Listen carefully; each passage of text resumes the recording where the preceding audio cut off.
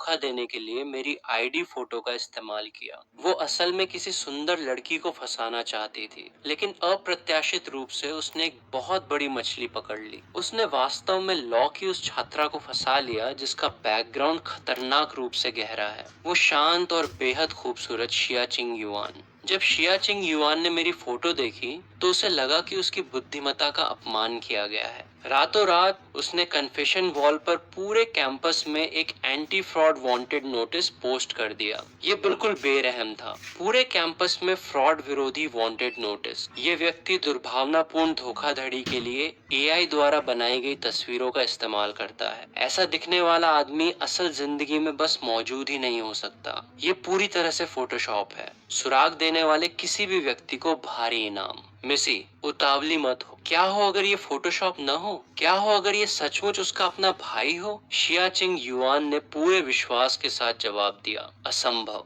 आपको असली कैंपस में ऐसा चेहरा नहीं मिल सकता। बहन का कर्ज भाई चुकाएगा। कल एग्रीमेंट साइन करके जिम ले आना और मुझे ढूंढ लेना, वरना अपना बोरिया बिस्तर समेटो और बाहर निकलो। अगले दिन बास्केटबॉल मैच होने तक उसने मुझे देख लिया था। वो इंसान जो उस असंभव रूप से परफेक्ट भगवान जैसे चेहरे से बिल्कुल मैच करता था। चिंग युआन ने अपना फोन निकाला और पोस्ट को एडिट किया। अर्जेंट, मेरी ननद भाभी मुझसे बहुत डरी हुई लग रही है। वो कॉलेज छोड़ना चाहती है। मैं इस एग्रीमेंट पर कैसे साइन करूं कि वो रुक जाए? ऑनलाइन इंतजार कर रही हूँ। ये काफी अर्जेंट है। टांग, तुम और मैं जुड़वा भाई बहन हैं, लेकिन हमारी बुद्धिमत्ता बहुत ही असमान रूप से बंटी है। ऐसा लगता है जैसे गर्भ में ही मैंने उसका दिमाग अपने लिए छीन लिया था। जब मैं गणित ओलंपियाड में गोल्ड मेडल जीत रहा था और शैक्षणिक रिसर्च कर रहा था, तब वो गुड़ियों से खेल रही थी। जब मुझे एक टॉप यूनिवर्सिटी में जल्दी एडमिशन मिल गया, तब भी उसे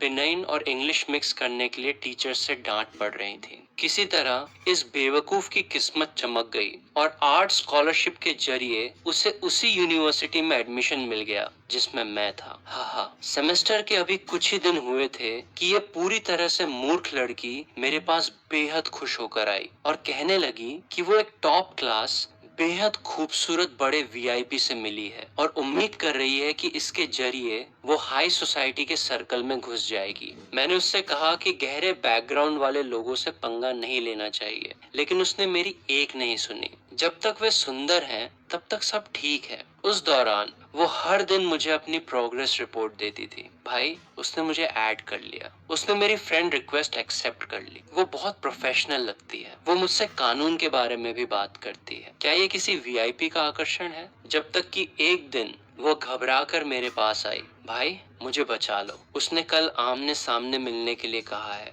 मेरी हालत खराब हो रही है। भाई, क्या तुम प्लीज मेरी मदद कर सकते हो? जब मुझे ये मैसेज मिला तो मेरे एडवाइजर द्वारा मेरी थीसिस जल्दी पूरी करने के दबाव के कारण मुझे भयानक सिरदर्द हो रहा था। क्या थीसिस अभी तक पूरी नहीं हुई है? तुम मुझसे और कितना इंतजार कराने वाले हो? बिना सोचे समझे मैंने लापरवाही से उसकी मदद करने के लिए हाँ कह दिया। मैं आधी रात के बाद तक जागा रहा, एडवाइजर को थीसिस भेजी और आखिरकार राहत की एक लंबी सांस ली। रुको जरा, मैंने अभी अभी उसकी किस चीज में मदद करने के लिए हाँ कहा था? मेरे रूममेट ने मुझे स्कूल के फोरम से एक ट्रेंडिंग पोस्ट फॉरवर्ड की। उसका टाइटल बिल्कुल धमाकेदार था। मेरा हाथ फिसला और मैंने उस पर क्लिक कर दिया। पोस्टर की आईडी किसी ऐसे इंसान जैसी लग रही थी जिससे पंगा नहीं लेना चाहिए। उसकी लाइनें व्यावहारिक रूप से बारूद उगल रही थीं। लोगों को ठगने के लिए एआई द्वारा बनाई गई तस्वीरों का इस्तेमाल करने वाले बीमार विकृत इंसान, क्या तुम बस इस स्कूल से दफा हो सकते हो? कमेंट्स में मौजूद भीड़ को इस ड्रामे में बहुत मजा आ रहा था। मिशिया कानून की छात्रा है। वो झूठ बोलने वालों से सबसे ज्यादा नफरत करती हैं।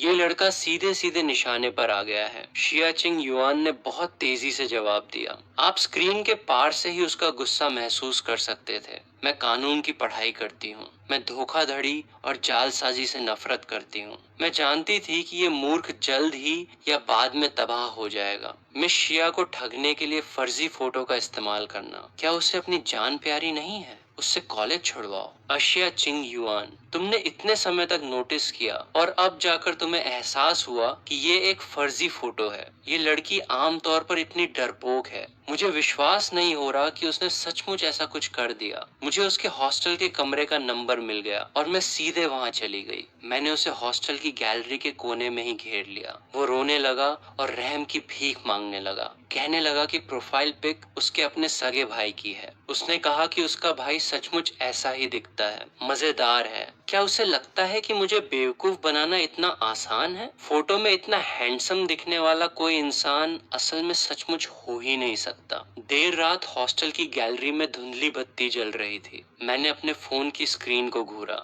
मैं उस फर्जी फोटो को जितना ज्यादा देख रहा था, वो उतनी ही ज्यादा जानी पहचानी लग रही थी। धत तेरी, क्या ये बिल्कुल वही आईडी फोटो नहीं है जो मैंने पिछले हफ्ते सिर्फ इसलिए खिंचवाई थी क्योंकि मैं इसमें बहुत ज्यादा हैंडसम लग रहा था? लोग लगातार कह रहे थे कि ये एआई द्वारा बनाई गई है। टांग यू इस समय अपनी हॉस्टल की कुर्सी पर सिमटी बैठी थी, अपने आंसू पोंछते हुए फोन को घूर रही थी और पागलों की तरह माफीनामे टाइप कर रही थी। इसके तुरंत बाद शिया चिंग युआन ने एक और अपडेट पोस्ट किया। ये लड़का बहुत जल्दी डर जाता है। मेरे कुछ करने से पहले ही रोने लगा। लगातार चिल्लाता रहा कि वो उसका भाई है और यहाँ तक कहा कि उसका भाई कल सुबह 10 बजे कर्ज चुकाने के समझौते पर साइन करने जिम आएगा। तो वो मुझसे सब्रोगेशन के बारे में बात करना चाहता है। ठीक है, उसका दावा है कि उसका भाई गुड लुक्स की आखिरी सीमा है। मैं कल वहीं इंतजार करूंगी। देखते हैं मैं इस फोटोशॉप फ्रॉड को कैसे बेनकाब करती हूँ। अब मैं तो बर्बाद हो गया। मेरे चेहरे का भाव तुरंत जम गया। मेरा सिर चकराने लगा। ऐसा लगता है कि कल सुबह 10 बजे की इस लड़ाई में मेरे पास जाने के अलावा कोई और रास्ता नहीं है। मैं जिद में पोस्ट को घूरता रहा ताकि कोई ऐसा सबूत ढूंढ सकूं जिससे साबित हो सके कि उसने ऐसा नहीं किया। लेकिन आखिर में मुझे बस मायूसी से स्वीकार करना पड़ा। हर जगह लोगों को ठगने के लिए मेरी फोटो का इस्तेमाल करने वाली यह मूर्ख वास्तव में मेरी अपनी सगी बहन है, टांग यू।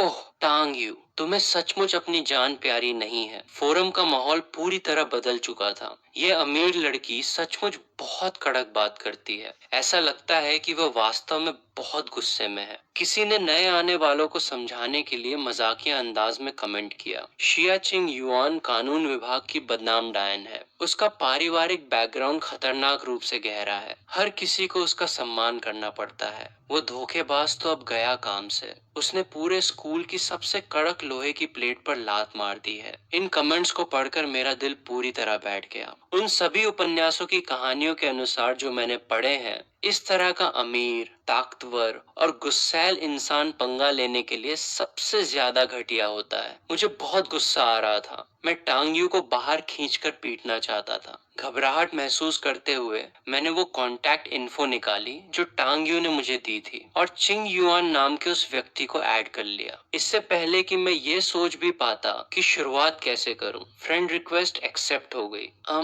हेलो मिशिया, मैं टांगयू का भाई हूँ। उस फोटो के सिलसिले में ये वास्तव में एक गलतफहमी है। एक गलतफहमी? तुमने मुझे पूरे आधे महीने तक ठगने के लिए उस नामुमकिन रूप से हैंडसम फर्जी चेहरे का इस्तेमाल किया और अब तुम मुझसे कह रहे हो कि ये एक गलतफहमी है? वो फोटो असली है। वह सचमुच मेरी खुद की असली आईडी फोटो है। कोई फिल्टर नहीं और निश्चित रूप से कोई फोटोशॉप नहीं। अगर वैसा चेहरा असली है तो मैं बास्केटबॉल के दोनों बास्केट उसी वक्त वहीं कोर्ट पर छोड़ दूंगी। कल सुबह 10 बजे मुझे इस बकवास से बेवकूफ बनाना बंद करना। तुम्हारी बहन ने जिस कर्ज चुकाने के समझौते का जिक्र किया था उसे साथ लाना। जिम में हाजिर रहना, वरना अगर मैंने असली इंसान को नहीं देखा तो मैं इस पूरे मामले को बेनकाब कर दूंगी और उसे कॉलेज से निकलवा दूंगी। टांग यू, ओह टांग यू, तुम सचमुच किसी काम की नहीं हो। शायद मुझे बस उसे अपना अकाउंट डिलीट करने देना चाहिए और जिंदगी की नए सिरे से शुरुआत करने देनी चाहिए।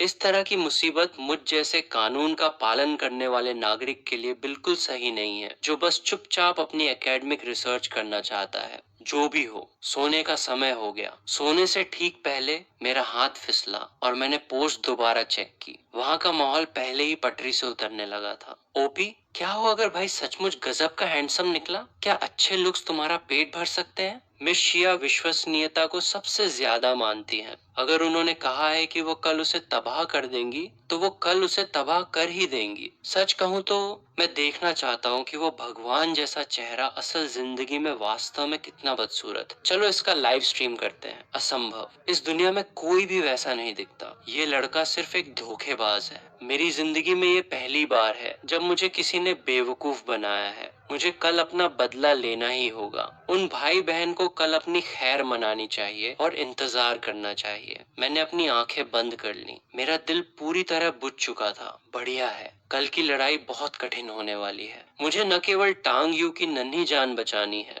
बल्कि मुझे उस शिया लड़की से उस बेकार कर्ज चुकाने के समझौते को फड़वाने का रास्ता भी निकालना होगा। हाँ हाँ भाई, मुझे बचा लो। माफीनामा साथ लाना। कल सुबह हॉस्टल के नीचे मेरा इंतजार करना। भाई भाई भाई, मुझसे गलती हो गई। मैंने अपनी प्रोफाइल पिक बदलकर शिबा इनू कर ली है। अब प्रोफाइल पिक बदलने का क्या फायदा है? उसने पहले ही पूरे कैंपस में वांटेड नोटिस जारी कर दिया है। तो क्या सीनियर शिया सचमुच मुझे कॉलेज से निकलवा देंगी? नहीं, मैं हूं ना।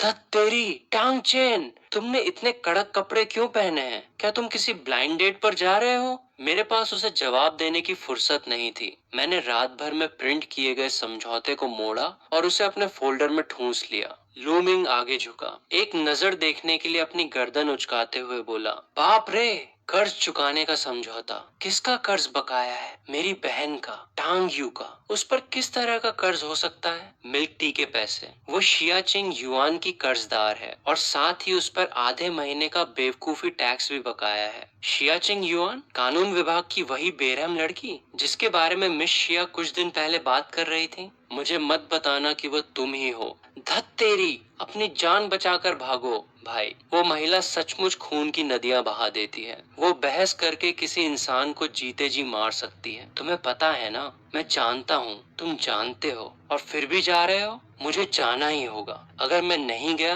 तो टांग यू कल अपना बोरिया बिस्तर समेट कर घर लौट जाएगी। तो फिर संभल कर रहना। भाई, जब मैं नीचे पहुंचा तो मैंने देखा कि टांग यू ने खुद को पूरी तरह से कवर कर रखा था। क्यों?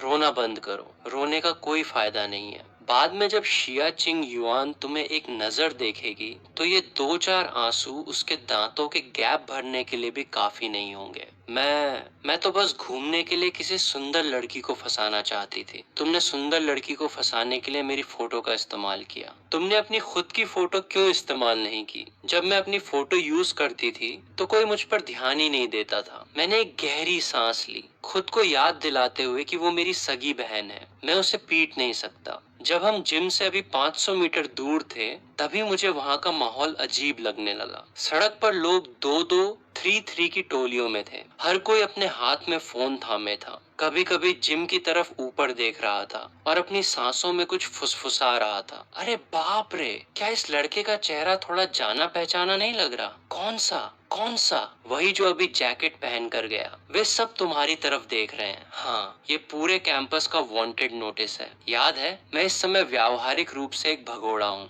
जब हम जिम के एंट्रेंस पर पहुँचे तो मैंने अपनी कलाई उठाकर घड़ी देखी। 9:58। बिल्कुल सही समय पर। स्ट्रीमर, स्ट्रीमर, क्या वो यहाँ है? क्या वो यहाँ है? क्या वो फोटोशॉप का अजीब फ्रॉड सचमुच अपना चेहरा दिखाने वाला है? भाई, शायद हमें वापस चले जाना चाहिए। हम इतनी दूर आ चुके हैं। अगर हम अब वापस गए तो तुम और भी तेजी से मार खाओगे। हे भगवान, वो कौन है? रुको रुको रुको, वो चेहरा। मैंने वो चेहरा कन्फेशन वॉल पर देखा है। क्या वो फोटोशॉप है? रुको, वो फोटोशॉप नहीं है। है क्या? वो सचमुच एक असली इंसान है। दोस्तों, दोस्तों, देखो देखो, मेन कैरेक्टर यहाँ आ गया है। मेन कैरेक्टर यहाँ है। मैंने अपनी आंखें सामने रखी। टांग यू को भीड़ के बीच से सीधे खींचते हुए आगे बढ़ा। जिम के ठीक बीच में बास्केटबॉल कोर्ट के पास दर्शकों के बैठने वाली सीढ़ियों पर एक लड़की बैठी थी। उसकी लंबी टांगे एक के ऊपर एक रखी थीं। एक हाथ से उसने अपनी ठुड्डी को सहारा दे रखा था और दूसरे हाथ से वो अपने सामने की टेबल पर रखे कुछ दस्तावेजों को लापरवाही से पलट रही थी। मेरी आंखें एक सेकंड के लिए उससे मिली। उसके चेहरे का पूरा भाव आधे सेकंड के लिए साफ तौर पर जम गया। फिर वो बहुत तेजी से नॉर्मल हो गई और दोबारा दस्तावेज पलटने के लिए अपना सिर नीचे कर लिया, जैसे उसका वो पल भर का संयम खोना सिर्फ मेरा भ्रम था। मिस शिया, मैं समझौता ले आया हूँ। मैंने उसे टेबल पर रख दिया। तुम्हारा ये चेहरा, तुमने प्लास्टिक सर्जरी करवाई है ना?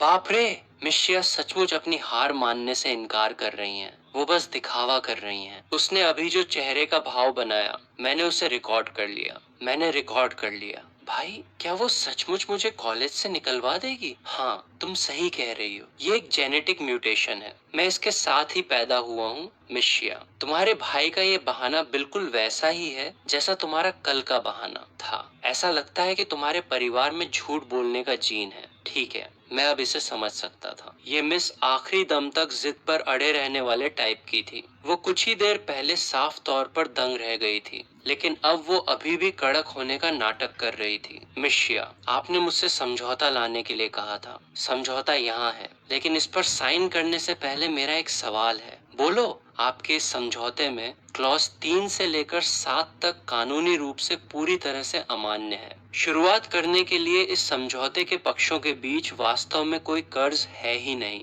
ऐसे में सब्रोगेशन क्लॉज को जबरदस्ती लागू करना साफ तौर पर अनुचित है। क्लॉज 10 में मुझसे ये मांग की गई है कि मैं अपनी बहन की जगह लूं और पूरे 1 साल तक बिना सैलरी के काम करूं। इस तरह की शर्त भी स्वाभाविक रूप से पूरी तरह से अनुचित है। क्या आप सचमुच चाहती हैं कि मैं इस पर साइन करूं? चिंग युआन का सिर अचानक ऊपर उठा। उसकी आंखें फटी की फटी रह गईं। उसके होंठ थोड़े खुल गए, जैसे वो कुछ कहना चाहती हो, लेकिन उसने उसे वापस अंदर ही निगल लिया। उस पल मैंने देखा कि उसके कानों के किनारे बहुत तेजी से और बेकाबू होकर लाल हो गए। हे भगवान! भाई, मुझसे शादी कर लो। मैं लॉ डिपार्टमेंट से हूँ। मैंने पहले ही दावा ठोक दिया है। इस लड़के ने जो भी पॉइंट रखे हैं, वे सब कानूनी तौर पर बिल्कुल सही बैठते हैं। अरे, क्यों ना हम दोबारा बातचीत कर लें? चिंग युआन का चेहरा साफ तौर पर बहुत तेजी से बदला। वो उसके कानों से लेकर उसकी गर्दन तक पूरी तरह लाल हो गया। वो सीढ़ियों पर पूरी तरह जम गई। उसकी उंगलियां अभी भी समझौते के तीसरे पेज पर टिकी थीं, मानो किसी ने उस पर पॉज का बटन दबा दिया हो। जिम में इतनी शांति थी कि पिन गिरने की आवाज भी सुनी जा सकती थी। बाप रे, ये लड़का वास्तव में इन सब चीजों की बारीकियां बहुत अच्छे से समझता है। मिस को शायद आज अपनी हार माननी पड़ेगी। हार माननी पड़ेगी? मुझे तो ऐसा लग रहा है कि वो अपने लिए एक पति चुनने वाली है। टांग चेन, सही कहा ना? तुम किस डिपार्टमेंट से हो? Computer science, second year. Computer science का सेकेंड ईयर का स्टूडेंट। फिर भी तुम इन नियमों को इतनी अच्छी तरह जानते हो। क्या तुम्हारे एडवाइजर को पता है कि तुम अपने असली मेन सब्जेक्ट को छोड़कर इन सब में टाइम पास कर रहे हो? मिस शिया शर्मिंदगी के मारे अब अपना बचाव करने की कोशिश कर रही हैं। हाँ, इन चीजों को जानना टाइम पास करना नहीं है। इसे कॉमन सेंस कहते हैं। कॉमन सेंस, हाँ। प्रासंगिक सिविल कोड्स में काफी कुछ कंटेंट दिया गया है। अगर कोई एडल्ट 2 वीकेंड्स इसे पढ़ने में बिता दे, तो ये रोजमर्रा की जिंदगी के सभी समझौतों और कॉन्ट्रैक्ट के विवादों से निपटने के लिए काफी है।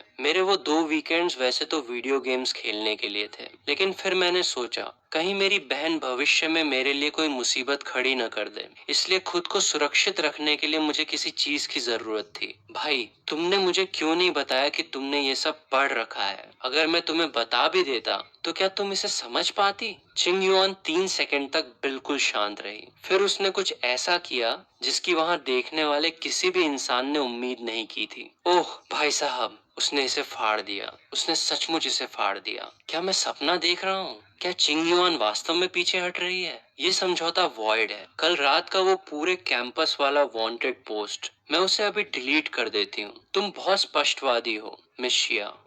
तुम्हारी बहन ने पूरे आधे महीने तक मुझे ठगने के लिए तुम्हारी फोटो का इस्तेमाल किया। मैं उस बात को भूल सकती हूँ, लेकिन मेरी एक शर्त है। तुमने अभी अभी कहा कि मेरे समझौते के क्लॉज 3 से 7 तक काम नहीं करते। मैं इसे स्वीकार करती हूँ। तुमने कहा कि क्लॉज 11 में बिना सैलरी के काम करने वाली शर्त अनुचित है। मैं इसे भी स्वीकार करती हूँ। लेकिन बाकी के 9 क्लॉजेस का क्या? तुम मुझे ये क्यों नहीं बताते कि उन 9 क्लॉजेस में क्या खराबी है? वो मौके पर ही उसका टेस्ट ले रही थी। भाई, तुमने वास्तव में उन सभी कमियों को तो नहीं ढूंढ लिया है ना? क्लॉज 8, जिसमें कॉन्ट्रैक्ट तोड़ने पर पेनाल्टी को सामने वाले पक्ष की सालाना इनकम का 30% तय किया गया है। वो बहुत ज्यादा बड़ा स्टैंडर्ड है। अगर ये मामला कभी संबंधित अधिकारियों के पास जाता है तो इतनी अत्यधिक मुआवजे की मांग का समर्थन नहीं किया जाएगा। क्लॉज 9, जिसमें सीधे ये शर्त रखी गई है कि विवादों को आपके लोकल ज्यूरिसडिक्शन में ही निपटाया जाना चाहिए, उसे पूरी सटीकता से नहीं लिखा गया है। विशेष परिस्थितियों में यह क्लॉज अमान्य हो जाएगा।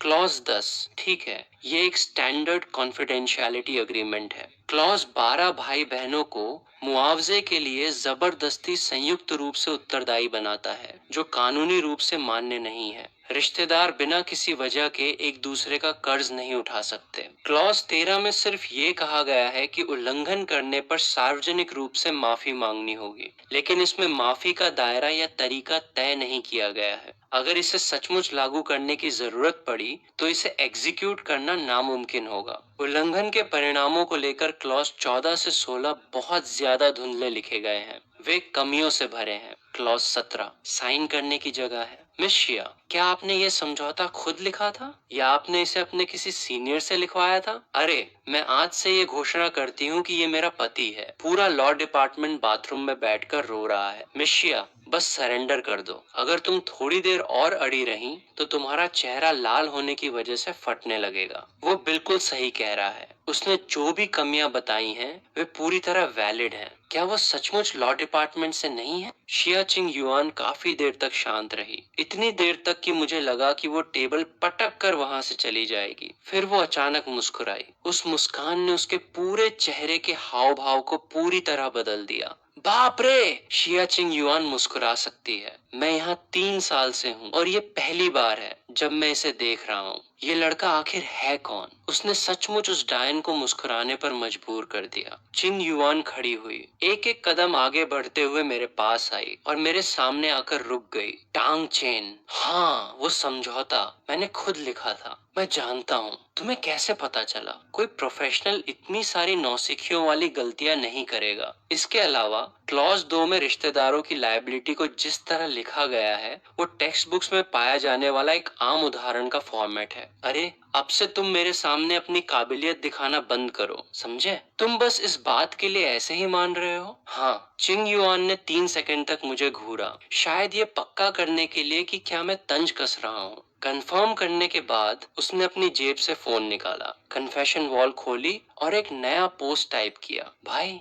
इसे देखो, अर्जेंट। मुझे लगता है कि मैंने अपने होने वाले पति को नाराज कर दिया है। उसे रोकने के लिए मुझे क्या करना चाहिए? ऑनलाइन इंतजार कर रही हूँ। ये काफी अर्जेंट है। टांग चेन, लाइब्रेरी की तीसरी मंजिल। मैं तुम्हारे लिए एक नया समझौता तैयार करूंगी।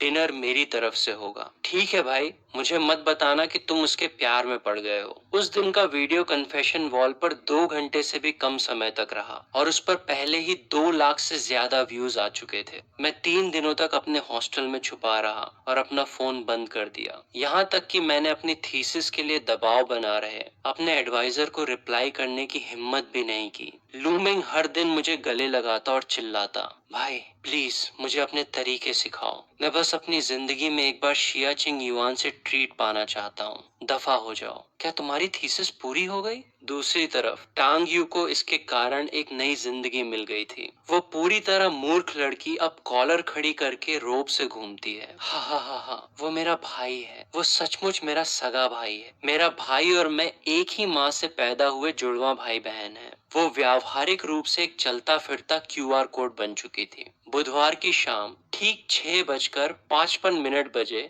मैं समय पर लाइब्रेरी की तीसरी मंजिल पर पहुंच गया। मुझे लगा कि इस हफ्ते मैं कुछ ज्यादा ही सुर्खियों में आ गया हूँ। अगर किसी ने मेरी एक और फोटो खींच ली तो शायद मुझे रातों रात स्कूल से बाहर जाना पड़ेगा। लो प्रोफाइल रहना ही बेहतर है। साफ आसमान अचानक तूफान में बदल गया। छुपने की कोई जगह नहीं, हमेशा लोगों को निराश छोड़ना। हम पिछली बार के समझौते के बारे में देखते हैं, इस बार आपने कितने क्लॉज लिखे हैं? 7 क्लॉज। मैंने एक एक को दोबारा चेक किया है। जितना चाहो उतनी कमियां निकाल लो। मैंने समझौता लिया और उसे शुरू से अंत तक स्कैन किया। आपने सचमुच बहुत सुधार किया था। कम से कम अब कोई साफ कमियां नहीं बची थी। क्या आपने इसे लिखने के लिए पूरी रात जागकर बिताई? और नहीं, आपकी आंखों के नीचे के ये काले घेरे बता रहे हैं कि आपने इसे जल्दी पूरा करने के लिए देर रात तक जागना जारी रखा। चिंग युआन ने तुरंत अपना हाथ उठाया और अपनी आंख के कोने को छुआ, लेकिन फिर उसे अचानक कुछ एहसास हुआ। टांग चेन, मेरे सामने अपनी इस छोटी सी ऑब्जर्वेशन स्किल का दिखावा करना बंद करो। मैं बस मुस्कुराया और मैंने कोई जवाब नहीं दिया। हमारे बगल के स्टूडेंट्स लगातार हमारी तरफ देख रहे थे। उनकी आंखें पढ़ाई न कर पाने के शुद्ध दर्द से भरी हुई थी। चिंग युआन दोबारा बोलने ही वाली थी कि सीढ़ियों से कदमों की आवाज गूंजने लगी। वे कदम इतने भारी थे मानो घोषणा कर रहे हो, मैं यहाँ हूँ। मैंने ऊपर देखा। हमारी तरफ गहरे रंग का ट्रेंच कोट पहने एक लड़का आ रहा था। वो मेरी तरफ देखे बिना सीधे हमारी टेबल के पास आया। चिंग युआन, मैं तुम्हें 3 दिनों से ढूंढ रहा हूँ। तुमने मेरे फोन का जवाब नहीं दिया और मेरे वीचैट मैसेजेस का भी रिप्लाई नहीं किया। फांग मिंग, मैंने तुम्हें पहले ही बता दिया था, हमारे पास बात करने के लिए कुछ नहीं है। हाँ, बात करने के लिए कुछ नहीं है। अंकल शिया ने पिछले हफ्ते ही मेरे पापा के साथ डिनर किया था, जिसमें हमारी शादी तय करने की प्लानिंग चल रही थी। फांग मिंग की आंखें मेरे चेहरे पर टिकी। वो मुझे ऊपर से नीचे तक घूरते हुए बोला, ओह, क्या ये वही दर्दनाक डायन जैसा चेहरा है जो आजकल ऑनलाइन ट्रेंड कर रहा है? मेरा मतलब है, चिंग युआन, तुम्हारा टेस्ट कब से इतना गिर गया कि तुम एक ऐसे इंटरनेट सेलिब्रिटी के साथ घूम रही हो जो सिर्फ पब्लिसिटी के लिए अपने चेहरे पर निर्भर है। मैंने टेबल पर रखा पानी का ग्लास उठाया और उसकी एक धीमी चुस्की ली। पानी थोड़ा ठंडा था। शिया चिंग युआन अचानक खड़ी हो गई। जैसे ही वो भड़कने वाली थी, मैंने अपना हाथ उठाया और धीरे से उसकी कलाई को नीचे दबा दिया। एक्सक्यूज मी क्लासमेट, मुझे याद आ रहा है कि मैंने खबरों में पढ़ा था कि पिछले हफ्ते शाई ग्रुप के सीईओ, जो मिस शिया के पिता हैं, पूरे समय विदेश में एक बड़े समिट में शामिल हो रहे थे। इस बीच आपके फांग परिवार का बिजनेस पूरी तरह घरेलू है, तो वास्तव में आपके पिता उनके पिता से कैसे मिल पाए? फांग मिंग, सार्वजनिक रूप से एक झूठा रिश्ता बनाना और जानबूझकर दूसरों को नीचा दिखाना पहले से ही दुर्भावनापूर्ण मानहानि के दायरे में आता है। अगर मिस शिया के पिता इस मामले को आगे बढ़ाने का फैसला करते हैं तो आपकी एंड आपके पिता की प्रतिष्ठा को बहुत बड़ा झटका लगेगा। इसके बाद होने वाले कानूनी विवाद लंबे समय तक खिंचेंगे। इस बात को एक तरफ रख भी दें कि आप केस जीतते हैं या हारते हैं, बिजनेस सर्कल में फांग परिवार की प्रतिष्ठा शायद पहले ही आधी रह जाएगी। बाप रे, यंग मास्टर फांग, कौन सा फांग परिवार? बिल्डिंग मटेरियल वाला, स्टील और सीमेंट का काम करने वाले लोग, वे कुछ समय पहले ही हेडलाइंस में थे। धत तेरी, क्या उसने अभी जो कहा वो सचमुच इतना बढ़ा चढ़ाकर कहा गया था? क्या ये सचमुच उनकी कंपनी की आधी मार्केट वैल्यू को खत्म कर सकता है? सिर्फ उनकी प्रतिष्ठा को पहुंचने वाला नुकसान ही उनके स्टॉक को 3 पॉइंट गिराने के लिए काफी होगा। तुम खुद को समझते क्या हो? मैं कोई खास इंसान नहीं हूँ, बस कंप्यूटर साइंस का 2nd ईयर का स्टूडेंट हूँ जो कोड लिखता है। लेकिन आपने अभी एक सार्वजनिक स्थान पर अज्ञात तीसरे पक्षों की मौजूदगी में जो कुछ भी कहा, वो मिस शिया और मेरे खिलाफ एक पर्सनल अटैक और मानहानि था। हर किसी की प्रतिष्ठा कानून द्वारा सुरक्षित है। इस तरह सार्वजनिक रूप से लोगों का अपमान करने पर हमें आपको कानूनी रूप से जिम्मेदार ठहराने का पूरा अधिकार है। मैंने कुछ पलों के लिए बात रोकी और अपना नजरिया पास खड़ी लड़की की तरफ घुमाया। एक्सक्यूज मी मिस, प्लीज, आपने अभी जो वीडियो रिकॉर्ड किया है उसे डिलीट मत करना। मैं नहीं करूंगी, मैं बिल्कुल नहीं करूंगी। मैं इसके 3 बैकअप बनाऊंगी। मैं इसे अभी क्लाउड पर अपलोड कर रही हूँ। फांग मिंग गुस्से के मारे पहले ही लाल हो रहा था। उसने एक गहरी सांस ली। ठीक है टांग चेन, तुम्हारी जुबान काफी कड़क चलती है। तो फिर मुझे ये बताओ, क्या तुम्हें ये भी पता है कि शिया परिवार का सिटी प्रोजेक्ट इस समय कहाँ अटका हुआ है? क्या तुम्हें पता है अंकल शिया पिछले हफ्ते ही देश वापस लौटे हैं और उनके वापस आने के बाद उन्होंने सबसे पहला काम मेरे पापा को फोन करने का किया था। तुम्हें क्या लगता है सिर्फ इसलिए कि तुम एक कॉन्ट्रैक्ट ड्राफ्ट कर सकते हो और कुछ नियम जानते हो, तुम हमारे सर्कल के लोगों के साथ एक ही टेबल पर बैठकर खाना खा सकते हो। मैंने बिना एक शब्द कहे उसकी तरफ देखा, लेकिन शियाचिंग युआन ने ऊपर देखा। फांग मिंग, मेरे पिता ने तुम्हारे पिता को फांग परिवार के पास मौजूद 15% इक्विटी को वापस खरीदने पर चर्चा करने के लिए फोन किया था। कीमत को पहले ही मार्केट वैल्यू के 60% तक नीचे गिरा दिया गया है। कॉन्ट्रैक्ट पिछले शुक्रवार को तुम्हारे घर भेज दिया गया था। तुम्हारे पिता ने उस पर साइन किए या नहीं, तुम घर जाकर खुद उनसे पूछ सकते हो। तुम्हें ये कैसे पता? मैं शिया परिवार की बेटी हूँ। क्या तुम्हें लगता है कि मैं कॉलेज में हर दिन सिर्फ तुम जैसे लोगों के साथ बहस करती रहती हूँ? वाह, वह भी कोई ऐसी लड़की नहीं है जिससे आसानी से पंगा लिया जा सके। अभी अभी सार्वजनिक रूप से बेनकाब होने की शर्मिंदगी एक ही पल में पूरी तरह साफ हो गई। इसके अलावा ये शब्द अंकल शिया, प्लीज आज से इन्हें अपनी डिक्शनरी से डिलीट कर देना। मेरे पिता का तुम्हारे पिता से कोई करीबी रिश्ता नहीं है। दोस्तों, क्या तुमने वह सुना? क्या तुमने सुना? शिया परिवार की बड़ी बेटी ने खुद यह बात कही है। शिया परिवार फांग परिवार के शेयर्स वापस खरीद रहा है और कीमत को 60% तक काट दिया गया है। फांग परिवार को पूरी तरह निगल लिया जाने वाला है। यंग मास्टर फांग का अभी का घमंड सिर्फ एक दिखावा था। शिया परिवार ने उनके सिर पर सीधे एक तलवार लटका रखी है। इसे ही कहते हैं कि टिड्डा शिकार पर नजर रखे हुए था और उसे पीछे खड़े शिकारी पक्षी का अंदाजा ही नहीं था। पता चला कि वो खुद टिड्डा है। टांग चेन, तुम बस रास्ता देखो। मैं रास्ता ही देख रहा हूँ। तुम और क्या कहना चाहते हो? क्या मेरा दोबारा अपमान करना चाहते हो? उस क्लासमेट का फोन अभी भी रिकॉर्डिंग कर रहा है। ये चालू है, चालू है। 4K रिजोल्यूशन, लाइटिंग बहुत बढ़िया है। उसने गुस्से में अपनी आस्तीन झटकी, मुड़ा और पैर पटकता हुआ वहां से चला गया। दोस्तों, दोस्तों, क्या तुमने ये सब कैमरे में कैद किया? वो टांग चेन है, कंप्यूटर साइंस डिपार्टमेंट का सेकंड ईयर का स्टूडेंट। टांग चेन, नाम याद रखना। वो अगला इंटरनेट सनसनी बनने वाला है। रिकॉर्डिंग बंद करो। उफ, इसे बंद करो। वो मेरा होने वाला पति है। अगर तुमने इसे पोस्ट कर दिया और सुंदर लड़कियां मेरे मर्द को परेशान करने लगी तो क्या होगा? हे भगवान, ये लड़का सिर्फ हैंडसम नहीं है, वो कानून जानता है और वो बिजनेस भी समझता है। वो अच्छी तरह जानता है कि किसी को धूल कैसे चटानी है। और सबसे पागलपन वाली बात ये है कि वो कंप्यूटर साइंस का स्टूडेंट है। ये तो एक डिपार्टमेंट से दूसरे डिपार्टमेंट में जाकर धोबी पछाड़ देने जैसा है।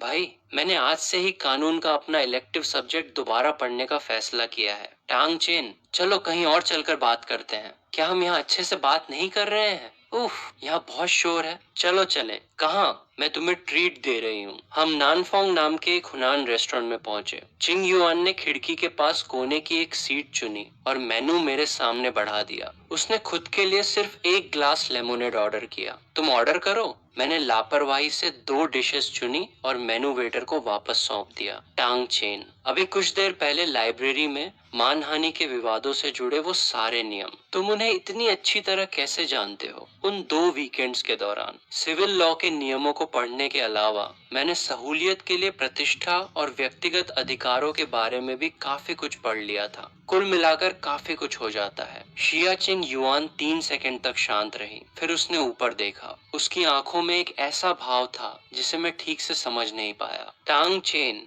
तुम्हें कंप्यूटर साइंस डिपार्टमेंट में नहीं होना चाहिए, तो फिर मुझे कहाँ होना चाहिए? उसने इस सवाल का कोई जवाब नहीं दिया। क्या तुम्हारा कानून की पढ़ाई करने का कोई प्लान है? प्लान? अगर भविष्य में कभी मौका मिला तो बताऊंगा।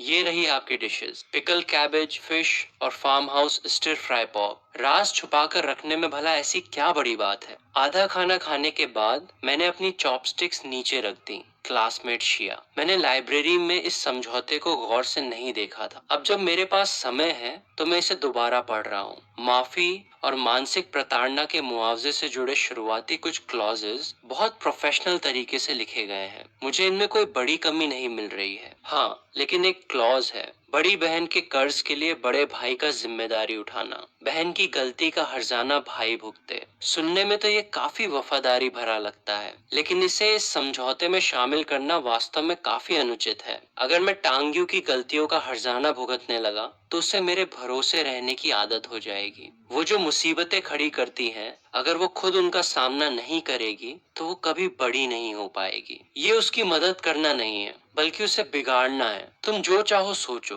तुम देख क्या रहे हो? ये मामला यहीं खत्म होता है। अचानक इरादा क्यों बदल गया? अरे, इससे तुम्हारा कोई लेना देना नहीं है। जब मैंने पहली बार उसे देखा था, तभी मुझे एहसास हो गया था कि असल जिंदगी में भी ऐसा परफेक्ट चेहरा वास्तव में मौजूद हो सकता है। सच कहूँ तो उस समय मेरा गुस्सा पहले ही खत्म हो चुका था। मैंने ये बेकार समझौता सिर्फ इसलिए लिखा था ताकि मुझे अगली बार उसे बाहर बुलाने का एक बहाना मिल सके। लेकिन अब मेरा दिल नहीं मान रहा कि मैं उससे इस बकवास चीज पर साइन करवाऊं। कमरे की लाइट टेबल पर तिरछी पड़ रही थी, जिससे समझौते के फटे हुए टुकड़ों पर रोशनी चमक रही थी। मैंने 3 सेकंड तक उसे घूरा और मेरे दिमाग में एक नया और काफी अलग विचार आया। टांग चेन, टांग चेन। होश में आओ भाई, बहुत बड़ा कांड हो गया है। इसे देखो, देखो। मैंने 3 सेकंड तक अपनी आंखें सिकोड़ कर देखा, तब जाकर मुझे वो पिन की हुई पोस्ट साफ दिखाई दी। टाइटल था, खतरनाक चेहरे वाले धोखेबाज का पर्दाफाश, टांग चेन का एकेडमिक फ्रॉड, ट्यूटर्स को रिश्वत देना और उसकी बहन के नाबालिग होने के दिनों की डेटिंग हिस्ट्री का खुलासा। पोस्ट काफी प्रोफेशनल तरीके से लिखी गई थी। इसमें तस्वीरें, एक टाइमलाइन और चैट्स के स्क्रीनशॉट्स शामिल थे। सब कुछ मौजूद था। इसमें दावा किया गया था कि फर्स्ट ईयर में प्रांतीय मैथ्स मॉडलिंग कंपटीशन में मुझे जो अवार्ड मिला था, वो पैसों के दम पर खरीदा गया था। उसमें लिखा था, इस यूनिवर्सिटी में मुझे एडमिशन मिलने की इकलौती वजह ये थी कि मेरी माँ ने सोर्स सिफारिश लगाई और उन्हें रिश्वत दी। इसमें दावा किया गया कि टांग यू के हाई स्कूल के 3 सालों के दौरान 4 बॉयफ्रेंड्स थे और साथ ही कुछ ऐसी तस्वीरें भी अटैच की गई थीं जो पहले कभी नहीं देखी गई थीं। आखिरी पैराग्राफ सबसे ज्यादा जहरीला था। इस तरह का बनावटी एकेडमिक फ्रॉड करने वाला लड़का और उसकी नाबालिग दिनों में लड़कों से खेलने वाली बहन अभी भी कैंपस में रोब से घूम रहे हैं और लोगों को ठग रहे हैं। हमारा सुझाव है कि स्कूल तुरंत इस मामले की जांच करे और कार्रवाई करे। ये पोस्ट रात 2:07 पब्लिश हुई थी। सुबह 4 बजे तक इसे 1000 से ज्यादा बार शेयर किया जा चुका था। भाई, क्या टांग यू की वो तस्वीर असली है?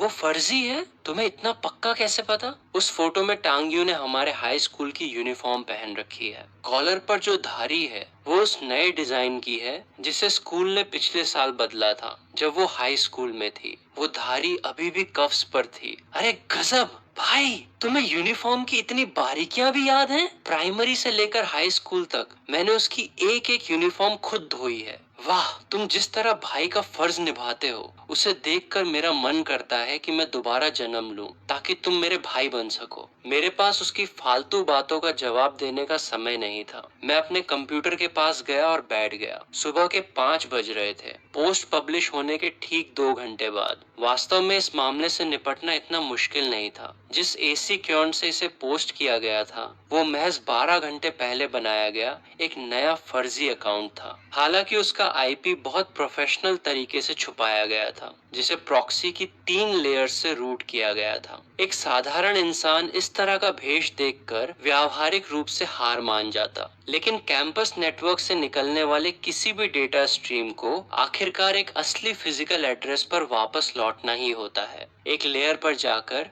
मैंने ट्रैकिंग स्क्रिप्ट खोली। मैं 3 सालों से कोड लिख रहा हूँ और मैंने पोस्ट करने वाले अकाउंट की यूआईडी और लॉगिन आईपी रेंज को सीधे उसमें डाल दिया। स्क्रिप्ट लगभग 40 सेकंड तक चली और स्क्रीन पर डेटा की एक स्ट्रिंग पॉपअप हुई। आखिरी लाइन एक असली आईपी एड्रेस था। लोकेशन, शहर के पूर्वी हिस्से में स्थित एक 24 घंटे चलने वाला इंटरनेट कैफे। मैंने 3 सेकंड तक उस लाइन को देखा, फिर कोड की कुछ और लाइनें टाइप की, जिससे पिछले 72 घंटों में इस आईपी के तहत सभी एक्टिव अकाउंट्स की जानकारी सामने आ गई। मैंने उन्हें स्कैन किया। 7 अकाउंट्स थे, जिनमें से 6 बॉट अकाउंट्स थे जो एक ही तरह के बदनामी वाले आर्टिकल पोस्ट कर रहे थे। यहाँ तक कि शब्दों के टेम्पलेट्स भी बिल्कुल एक जैसे थे। 7वें अकाउंट का रजिस्टर्ड फोन नंबर 6371 पर खत्म हो रहा था। मैंने वीचैट खोला और उस कांटेक्ट इन्फो को निकाला जो शिया चिंग युआन ने मुझे कल दी थी। उसने एक नोट जोड़ा था, इस तरह के इंसान को बस ब्लॉक कर दो। मैं गुस्से के मारे हंस पड़ा।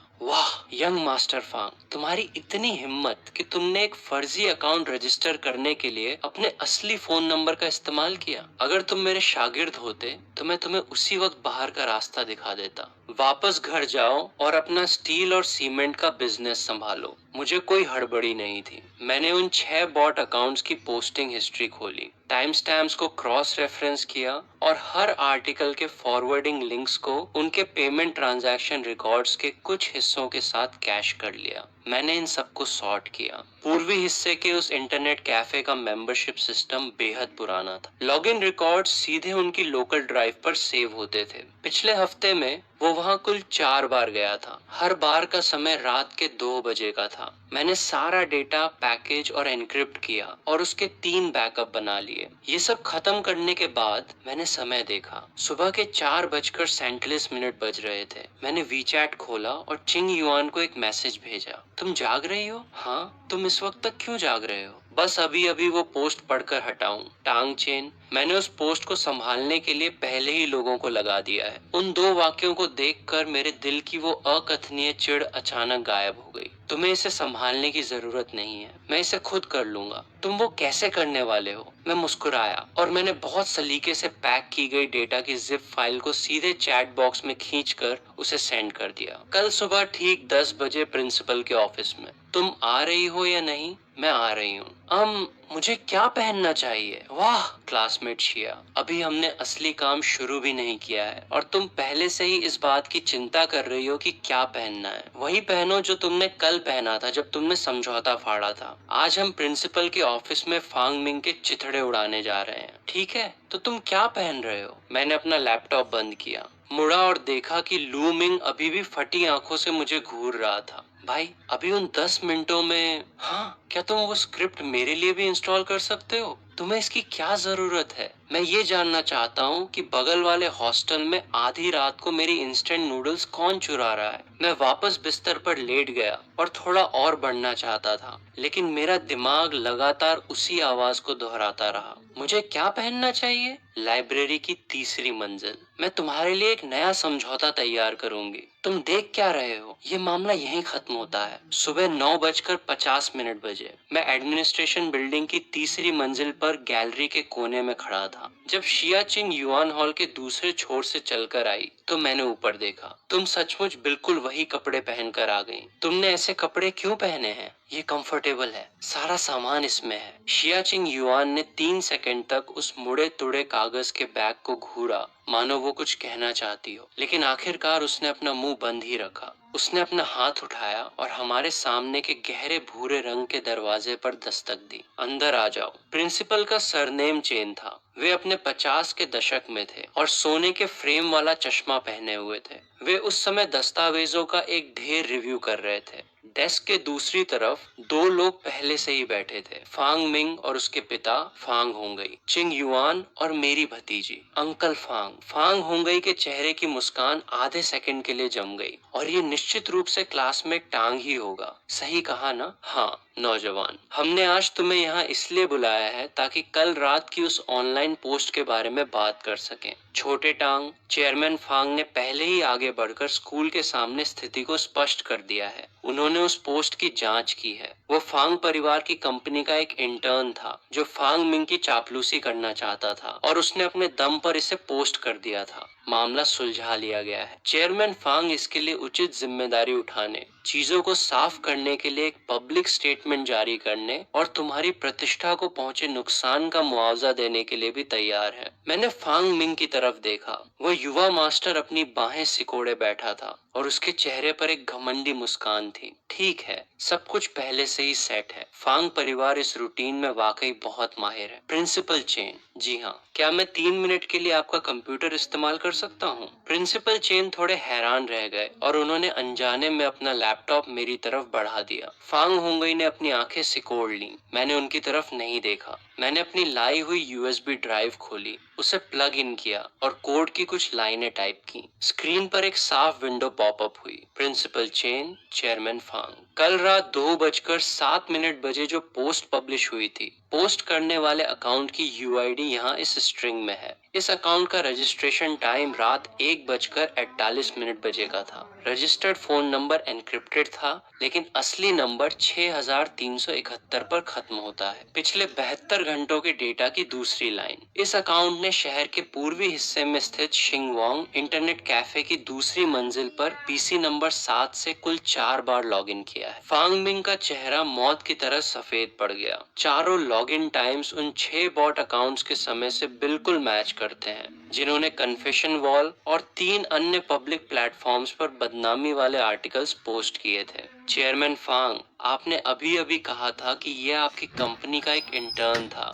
जिसने इसे अपने दम पर पोस्ट किया था। छोटे टांग, जब तकनीकी चीजों की बात आती है तो हम सिर्फ तुम्हारी एक तरफा बात पर भरोसा नहीं कर सकते। चेयरमैन फांग बिल्कुल सही कह रहे हैं, इसीलिए मैंने डेटा का बिल्कुल यही पूरा सेट स्कूल के नेटवर्क सेंटर को भी भेज दिया है। स्कूल के नेटवर्क सेंटर को रसीद का कंफर्मेशन, जो मुझे ठीक 10 मिनट पहले ही मिला है। छोटे टांग, तुम्हें ये डेटा कहाँ से मिला? मैंने इसे खुद की लिखी हुई एक स्क्रिप्ट के जरिए निकाला है। तुमने कहा कि तुम कंप्यूटर साइंस के सेकेंड ईयर के स्टूडेंट हो? जी हाँ। चेयरमैन फांग, प्रिंसिपल चेन, टांग चेन आज इस मामले के लिए कोई क्रिमिनल चार्जेस लगाने का इरादा नहीं रखता है। हालांकि उस पोस्ट के जो हिस्से मेरे बारे में अफवाहें फैलाने से जुड़े हैं, खासकर वो हिस्सा जिसमें ये दावा किया गया है कि टांग चेन आगे बढ़ने के लिए कनेक्शंस पर निर्भर है, उस वाक्य का सीधा मतलब ये निकलता है कि मेरा शिया परिवार पर्दे के पीछे से उसका सपोर्ट कर रहा है। आपको क्या लगता है, जब मेरे पिता ये सुनेंगे तो वे क्या सोचेंगे? शिया परिवार की इक्विटी पर नजर गड़ाए बैठे वो बाहरी लोग जब इसे सुनेंगे तो क्या सोचेंगे? ये वो सप्लीमेंट्री एग्रीमेंट है जो मेरे पिता ने पिछले हफ्ते अपने वकीलों से फांग परिवार के शेयर्स को वापस खरीदने के सिलसिले में तैयार करवाया था। असली कीमत मार्केट वैल्यू की 60% थी। आज से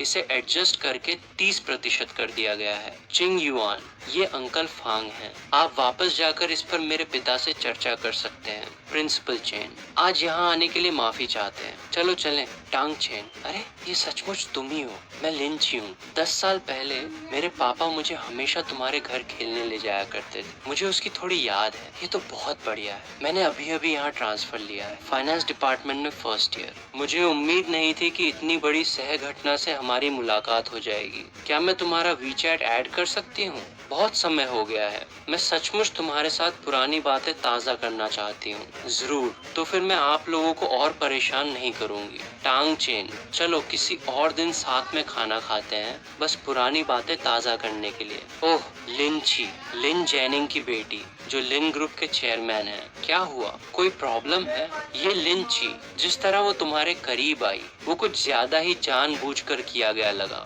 तुम्हें लगता है कि उसका कोई छिपा हुआ मकसद है? जिस तरह उसने तुम्हें देखा, उससे तो यही लगा कि वो तुम्हें रिझाना चाहती है, लेकिन उसमें कुछ अजीब भी था। उससे दूर रहो। कम से कम तब तक जब तक मैं जांच करके चीजें साफ न कर लूं। टांग चेन, हाँ, क्या तुम अपनी वो स्क्रिप्ट बेच रहे हो? नहीं। क्यों नहीं? मैंने वो स्क्रिप्ट अपने फर्स्ट ईयर के दौरान लिखी थी। तब से लेकर अब तक मैं इसे 137 बार रिवाइज कर चुका हूँ। अगर मैं इसे तुम्हें बेच भी दूं, तो तुम इसका करोगी क्या? Anti fraud, anti botting, commercial due diligence. बाजार में इसकी भारी मांग है। बाजार में मांग सचमुच बहुत भारी है, और यही इकलौती वजह है कि मैं इसे बेच नहीं सकता। क्लासमेट शिया, अपने आप में ये स्क्रिप्ट ज्यादा से ज्यादा 2 लाख की है, लेकिन अगर हम इसे एक पूरे प्रोडक्ट स्वीट में बदल दें, इसे एक कंपनी के तहत रजिस्टर करें, इसके फ्रंट और बैक एंड को तैयार करें और इसे कमर्शियल क्रेडिट डेटाबेस से जोड़ दें, तो इसकी वैल्यू 8 अंकों में हो सकती है। अरे, तुम ये सब खुद करना चाहते हो? मैं किसी ऐसे इंसान को ढूंढना चाहता हूँ जो मेरे साथ मिलकर ये करे। कौन? मैंने कुछ नहीं कहा, बस चुपचाप उसकी तरफ देखा, उसे अपना जवाब देते हुए। मिडसमर की धूप जिनकुगो के पत्तों की परतों से छन कर आ रही थी, जो पेड़ों वाले रास्ते पर टूटे हुए क्रिस्टल की तरह बिखरी हुई थी। घनी शाखाएं और पत्ते धीरे से नीचे झुके हुए थे, जो उनकी आंखों में छिपे उस साफ संकोच और तेजी से धड़कते दिल को पूरी तरह छुपा रहे थे। टांग चेन। कल रात 2 बजे से लेकर आज सुबह 10 बजे तक की तुम्हारी पूरी स्ट्रेटेजी में कुल मिलाकर 8 घंटे से भी कम समय लगा। आईपी ढूंढना, सबूत जुटाना, प्रिंसिपल से अपॉइंटमेंट फिक्स करना, मेरे साथ तालमेल बिठाना, डेटा को नेटवर्क जंक्शन में बैकअप करना और मुझसे वो बायबैक एग्रीमेंट निकलवाना। हर एक कदम बिल्कुल सही समय पर था। तुमने ये सब शुरू से ही प्लान कर रखा था, है ना? हाँ, तुम मेरे पास क्यों आए थे? क्योंकि जिस दिन तुमने वो समझौता फाड़ा था, मैंने तुम्हारी डेस्क पर कॉर्पोरेशन एग्रीमेंट का कवर देखा था। Hangoshai corporation, legal department, internship, manual. इस गर्मी में तुमने अपने पिता की कंपनी के लीगल डिपार्टमेंट में इंटर्नशिप की थी। और फिर इसी के साथ हमारे ये एपिसोड यहीं पर खत्म होता है। तो दोस्तों, आपको ये वीडियो कैसी लगी हमें कमेंट में जरूर बताएं। और अगर आपको इसका पार्ट 2 चाहिए तो मैं इस वीडियो को लाइक एम रखता हूँ 1000 लाइक 100 कमेंट। इसलिए ज्यादा से ज्यादा लाइक और सब्सक्राइब करो यार। मिलते हैं आपसे अगली वीडियो में।